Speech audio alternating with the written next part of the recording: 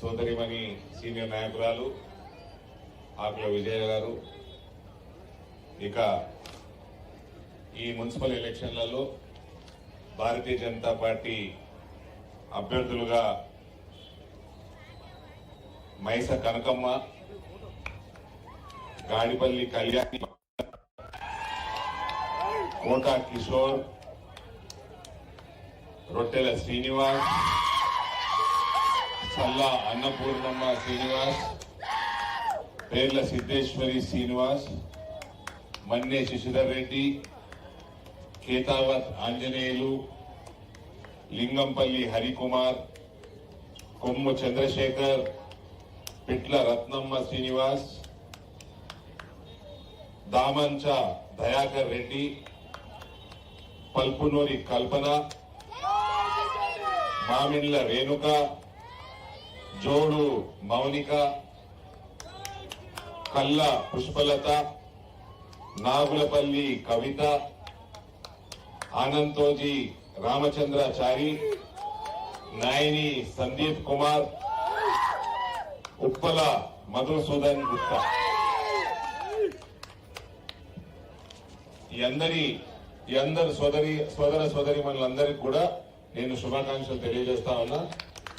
ఇక వేదిక మీద ఉన్న భారతీయ జనతా పార్టీ నాయకులందరికీ, నా కార్యకర్త సోదరులందరికీ కూడా, గజ్వేల్ పట్టణం నుంచి వచ్చిన అందరూ బంధువులకు కూడా నేను హృదయపూర్వకంగా నమస్కారాలు తెలియజేస్తా ఉన్నా. గజ్వేల్కి వస్తే అప్పుడప్పుడు కేసీఆర్ ని మిస్ చేస్తాం, టీవీలలో ఆయన ప్రెస్ మీట్లను మిస్ చేస్తాం, ఆయన మాటల్ని మిస్ చేస్తాం. కరీంనగర్ ని ప్యారిస్ చేస్తా అన్నాడు, నిజామాబాద్ ని డాలస్ చేస్తా అన్నాడు, వరంగల్ ని న్యూయార్క్ చేస్తా అన్నాడు. అంటే తాగి అన్నాడు, ఆయనకి యాద ఉండవు, మనకి యాద ఉండవు, కానీ అన్నాడు. నేనన్నా గవ్విటినే అట్లా చేసి ఉంటే గజ్వేల్ ఏం చేస్తాడో అనుకున్నా. గజ్వేలు కేసీఆర్ ముక్కు లెక్కనే ఉన్నదా, బస్ స్టాండ్ కూడా లేదట, ఇక్కడ బస్ స్టాండ్ కూడా లేదట, బైపాస్ రింగ్ రోడ్డు లేదట. మరి ఏటికేసి రోడ్డు ఎన్నిసార్లు తెలంగాణ కోసం కొట్లాడినని వేసారు కదా, అంతే కదా. పోయి ముసలోడు కొట్లాడిండు పక్కోడని వేసారు. అయితే బాధపడుతున్నారు కొందరు ఈడ.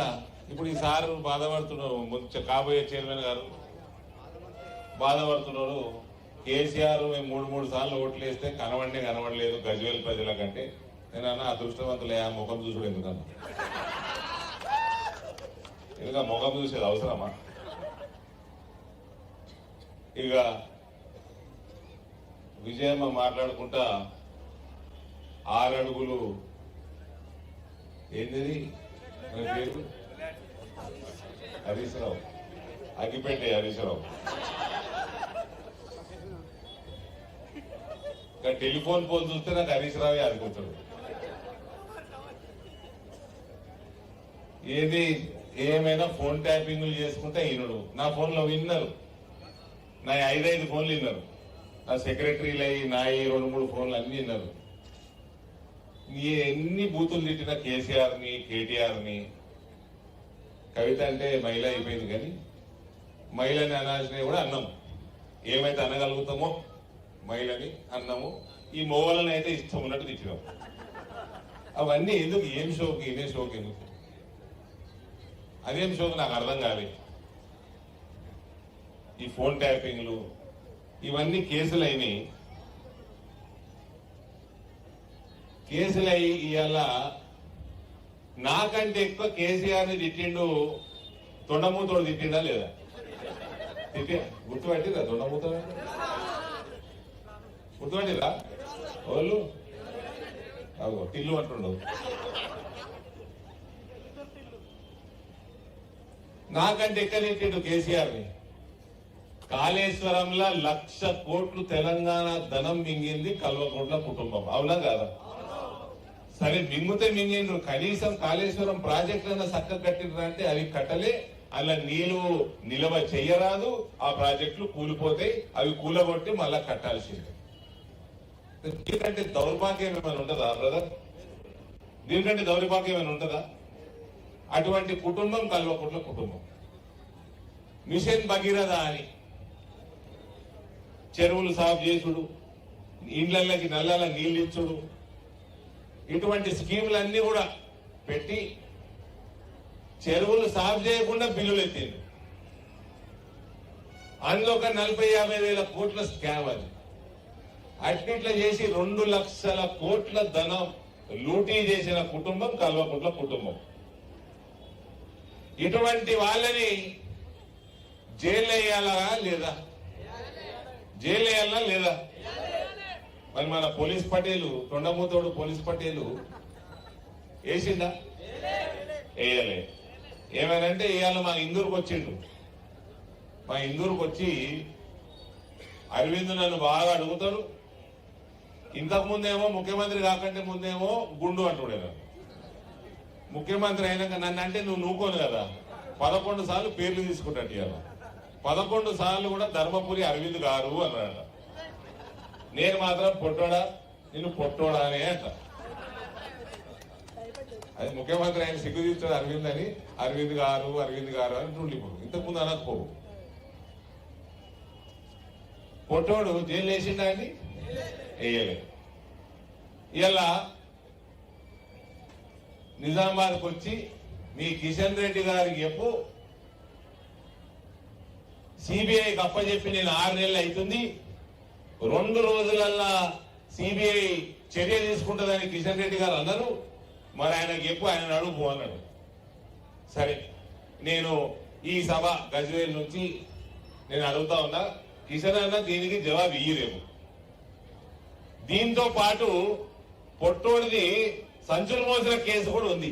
అది కూడా స్లో ఎందుకైంది, దాని మీద కూడా జవాబు ఇచ్చారా కనుక్కొని చెప్పు జరా. అది కూడా జర స్పీడప్ చెప్పి ఈ 2 పనులు కూడా కిషన్ అన్న చేపియాలి.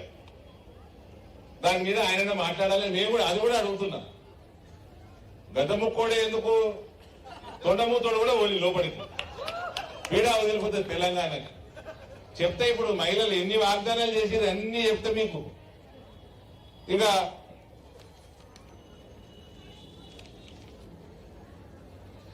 సిబిఐకి ఎప్పుడు అప్పచెప్పిండండి?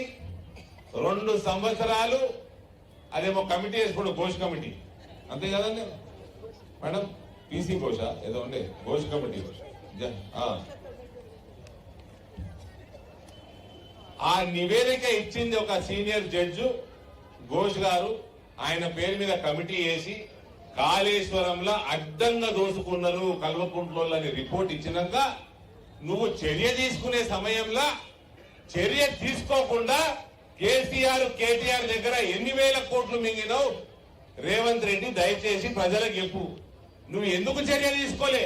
నువ్వు చర్య తీసుకునేది లేకుంటే ఎందుకు నువ్వు కమిటీ వేసినావు? 2 సంవత్సరాలు టైంపాస్ ఎందుకు వేసినావు? ఇలా ఈ కార్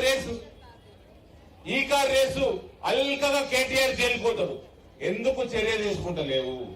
ఫోన్ ట్యాపింగ్ కేసు, ఎంపీల ఫోన్ ట్యాపింగ్ లేని, మంత్రుల ఫోన్ ట్యాపింగ్ లేని, వీళ్ళందరూ ఫోన్ ట్యాపింగ్ల మీద నువ్వు ఎందుకు చర్యలు తీసుకుంటలేవు? కుల్లా పోలీస్ డిపార్ట్మెంట్ చెప్తూనే ఉన్నది ఫోన్ ట్యాపింగ్ లేనే అని. నువ్వు ఎన్ని వందల కోట్లు, ఎన్ని వేల కోట్లకి లాలూచి పడుతున్నావు రేవంత్ కల్వకుంట్ల దగ్గర? దయచేసి చెప్పు. తెలంగాణని ముంచిపోయిన కల్వకుంట్లోను, తెలంగాణ వాళ్ళని మోసం చేస్తున్నాడు రేవంత్ రెడ్డి. ఈ దొందే. వీళ్ళిద్దరికిద్దరు దొంగ వాగ్దానాలు చేసి ప్రభుత్వంలోకి వచ్చిండ్రు. ఏమేం వాగ్దానాలు చేసిండ్రో మీకు నేను ఇప్పుడు ఒక్కొక్కటి యాడ్ చేస్తా. కానీ గజ్వేల్ వచ్చినట్టు దుద్దులు పెద్దగా ఉన్నాయి. అక్కయ్య దుద్దులు బాగానే పెద్దగా ఉన్నాయి. రేవంత్ రెడ్డి తులం బంగారం ఇచ్చినావా? ఇయ్యలే.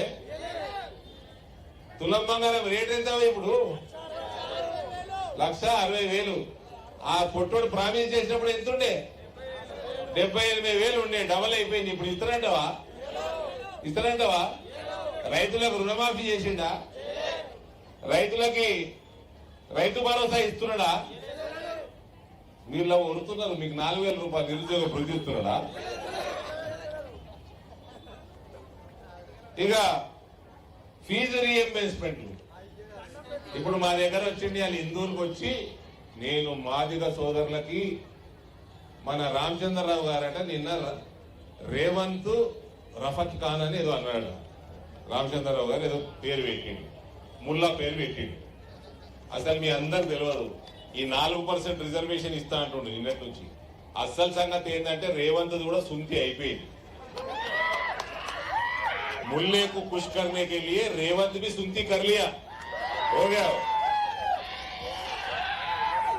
4% ఎవడ అయ్యసొమ్మని 4% ఎవరిని తీసిస్తావు? నీకు రాజ్యాంగంగా హక్కు ఇవ్వలేదు కదా. హిందువులదే 4% కట్ చేసి నువ్వు తుర్కోలకు ఎట్లిస్తావు? నీకు ఓడిచ్చిండు హక్కు, నీకు ఓడిచ్చిండు హక్కు. ఇక హిందువులకు వచ్చి నేను మాదిగ సోదరులని ఇవి చేసిన, మాదిగ సోదరులకు అది చేసిన అని చెప్పి నన్ను రేవంత్ మాదిగ అనండి, నేను గౌడ్ సోదరులకు ఇట్లా చేసిన అట్లా చేసిన అని నన్ను రేవంత్ గౌడ్ కూడా అనండి అన్నాడు.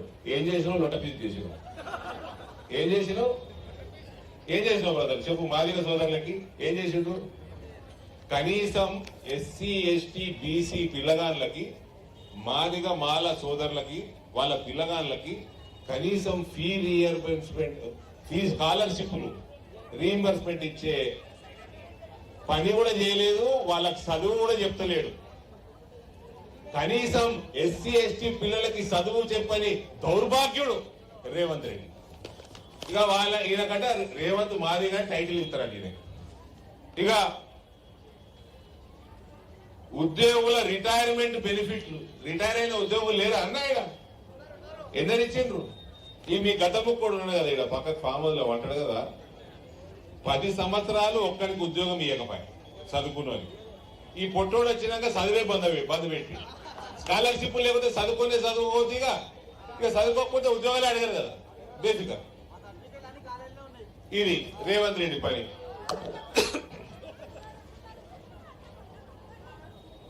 మెగా డిఎస్సి ఏర్పాటు చేసి 6 నెలల్లో భర్తీ. మెగా డిఎస్సి అట, మామూలు డిఎస్సి కూడా కాదు, మెగా డిఎస్సి. 6 నెలలు అయిపోయింది. ఎన్ని నెలలు అయింది?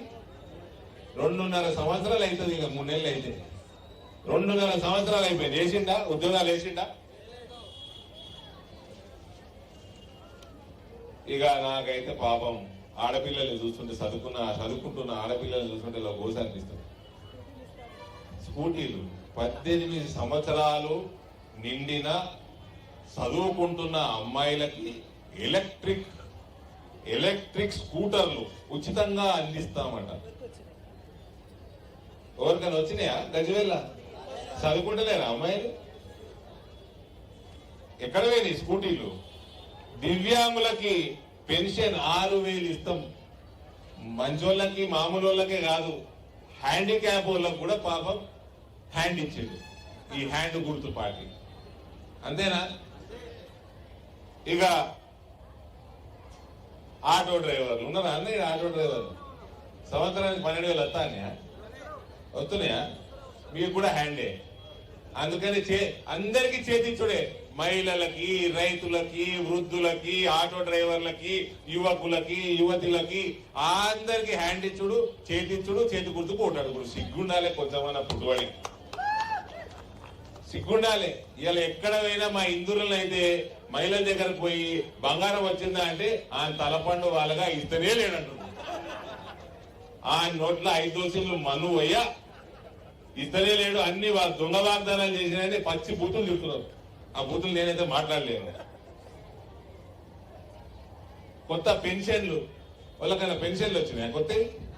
ఇది రేవంత్ రెడ్డి అడ్మినిస్ట్రేషన్. ఇది రేవంత్ రెడ్డి ఏ ముఖం పెట్టుకొని వచ్చి ఓట్లు అడుగుతున్నాడు మున్సిపల్ ఎలక్షన్లలో? మీరందరూ జర ఆలోచన చేయాలి. కొత్త పెన్షన్ అప్లై చేయనీకే మీరందరూ ఫోన్లు పట్టుకోరు కదా, స్మార్ట్ ఫోన్లు. పెన్షన్ మీ ఇంట్లో పెద్ద మనుషులు ఉంటే కొత్త పెన్షన్ అప్లై చేయడానికి పెన్షన్ వెబ్సైట్ ఓపెన్ చేయని, వెబ్సైటే బంద్ ఉన్నది. కాంగ్రెస్ ప్రభుత్వంలో. ఆ గతము కూడా వేయలే కొత్త పెన్షన్లు. ఇక్కడ ఈడొచ్చినాక ఆయన వెబ్సైటే బంద్ పెట్టిండు. ఈ రకంగా పచ్చి మోసాలు, అబద్ధ మాటలు, మళ్ళా అబద్ధాలకి దేవుళ్ళ మీద ఒట్లు, హిందూ దేవీ దేవతల మీద ఎన్నిగానో అందరిని మీద ఒట్లేసిండు. మళ్ళా ఎలక్షన్లు గెలిచినాక అదే దేవి దేవుళ్ళ మీద మజాకులు చేస్తున్నాడు. ఏమని? మందు తాగేటోనికి ఒక దేవుడు, మందు తాగనోనికి ఒక దేవుడు, పెళ్లి చేసుకోనోనికి ఒక దేవుడు, రెండు పిల్లలు ఉంటే ఒక దేవుడు, నాన్ వెజ్ తినేటోనికో దేవుడు. ఇది ఇట్లా మజాకులు చేస్తున్నాడు. సనాతన ధర్మం మీద, హిందువుల మీద మజాకులు చేస్తా ఉన్నాడు. నీకు ధైర్యం ఉంటే నువ్వు మొగ పుట్టుక పుట్టుంటే ఒక అల్లా మీద ఒక జోకేరవై ఒక జోకేయి చూస్తా. నీ మొగ పుట్టుక పుట్టుంటే నీ సుంతి కాకపోతే ఒక్క అల్లా మీద ఒక్క జోకే చూస్తా. వేస్తాడా? కోసి పడేస్తారు ఎక్కడదక్కడ. ముందే 4 అడుగులు ఉంటాడు, కోసేస్తే 2 అడుగులు మిగులుతాడు. నీకు అల్కగా దొరికినాడు.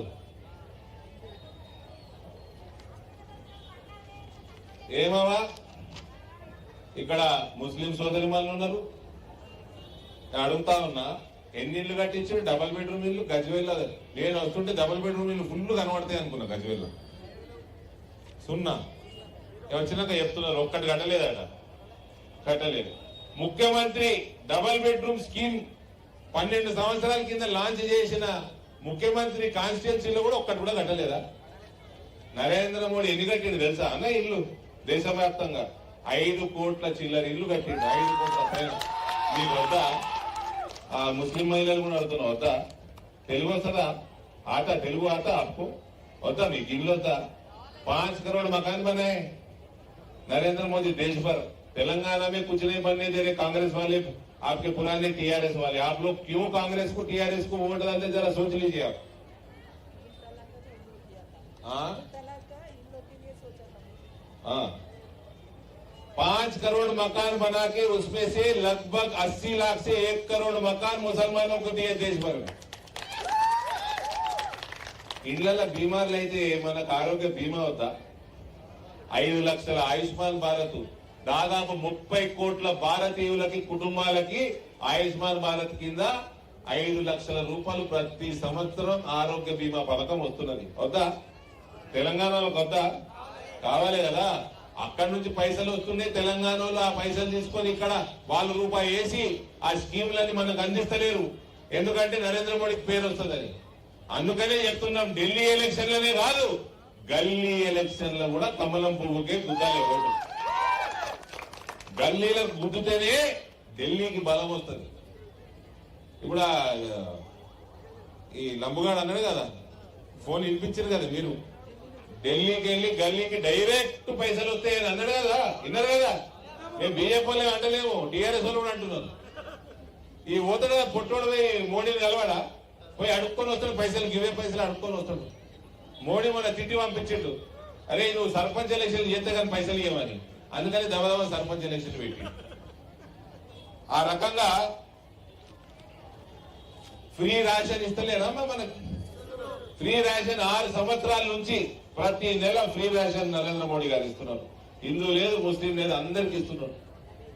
ఈ రకంగా సేవలు చేస్తా ఉంటే, అందిస్తా ఉంటే కోవిడ్ సమయంలో మొత్తం 140 కోట్ల భారతీయులకి వ్యాక్సినేషన్లు, మనమే కాక 100 దేశాలకి భారతదేశం వ్యాక్సిన్లు ఎగుమతి చేసింది. అందులో అనేక తుర్క దేశాలు ఉన్నాయి. అందులో తుర్కోల ప్రాణాలు కాపాడేందుకు కూడా నరేంద్ర మోడీ ఇలా ప్రపంచ వ్యాప్తంగా, భారతదేశంలోనే కాదు, వాళ్ళకి ఇల్లు కట్టిస్తుండు, ఆరోగ్య బీమా ఇస్తున్నాడు. ప్రపంచంలో ఉన్న తుర్కోలందరికీ కూడా వ్యాక్సిన్లు ఇచ్చి అలా జీవితాలు కాపాడినాడు నరేంద్ర మోడీ. అటువంటి వాళ్ళకి మనం ఓట్లు వేయాలనా? వేయాలి కదా. ఇక గజ్వేల్ మనము హిందువుల అందరము అభిమానించే శివాజీ స్టాచ్యూ మీద ఏం జరిగిందో మీ అందరికి తెలుసు. ఇలా హైదరాబాద్ చుట్టుపక్కల గుడులల్లా ఏం చేస్తుండ్రో అంతా మీ అందరికి తెలుసు. ఈ పొట్టోడికి సుంతి అయిపోయింది కాబట్టి ఇవన్నీ జరుగుతా ఉన్నాయి. ఈ పొట్టోని మున్సిపల్ ఎలక్షన్లలో అడ్డగోలుగా ఓడిస్తే గాని పొట్టోడికి సిగ్గు రాదు. ఆనాడు ఆ శివాజీ స్టాచ్యూ మీద అట్లా చేసినప్పుడు హిందువుల మీదనే గజ్వేల్ 29 మందికి మీద కేసులు, వాళ్ళ దాంట్లోకి వెళ్లి కొందరిని జైలు వేసిన దౌర్భాగ్యం కేసీఆర్ చేసింది కాబట్టి, ఇటువంటి పాపాలు చేసింది కాబట్టి ఇలా గద్దముక్కోని పరిస్థితి అట్లుంది.